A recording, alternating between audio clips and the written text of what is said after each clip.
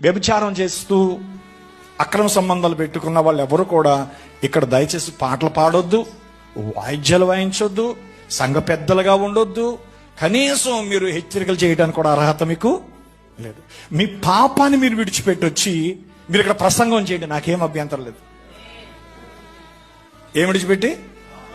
మీ తప్పిదాలను ఒప్పుకొని వాటిని విడిచిపెట్టొచ్చి ఇక్కడ పాటలే పాడతారో, ప్రసంగాలు చేస్తారో, పెద్దరికాలు చేస్తారో, హెచ్చరికలు చేస్తారో, వాయిద్యాలు వాయిస్తారో, ఏదైనా చేయండి. పాస్టర్కి మీకు ఏమీ తేడా లేదండి.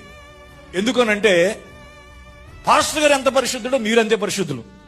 పాస్టర్ గారికి ఎంత అధికారం ఉందో మీకు కూడా అంతే అధికారం ఉంది. ఎప్పుడు? మన వాక్యానుసారంగా ఉన్నప్పుడు.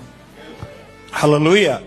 కాబట్టి నేను ప్రేమతో చెప్తున్నాను, మీరు సిగరెట్లు కాలుస్తూ, త్రాగుడు తాగుతూ, వ్యభిచారం చేస్తూ, అక్రమ సంబంధాలు పెట్టుకుని అక్రమ జీవితాలు జీవిస్తూ మీరు దేవుని మందిరంలో ప్రార్థన కూడా పుల్పిటి దగ్గరికి వచ్చేయొద్దు. అందరికి అర్థమైంది అనుకోండి.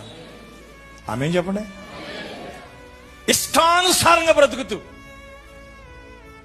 విచ్చలవిడిగా బ్రతుకుతూ, దైవభయం లేకోకుండా మీరెంతో మాత్రం ఇక్కడికి వచ్చి పాటలు పాడొద్దండి, వాయిద్యాలు వాయించొద్దండి, ప్రార్థనలు ఇక్కడికి వచ్చి చేయొద్దండి.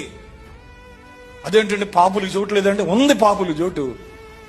కానీ పాపాన్ని విడిచిపెట్టుకోవడానికే మనం ఇక్కడికి వస్తున్నాం, పాపాలు ఒప్పుకోవడానికి మనం ఇక్కడికి వస్తున్నాం.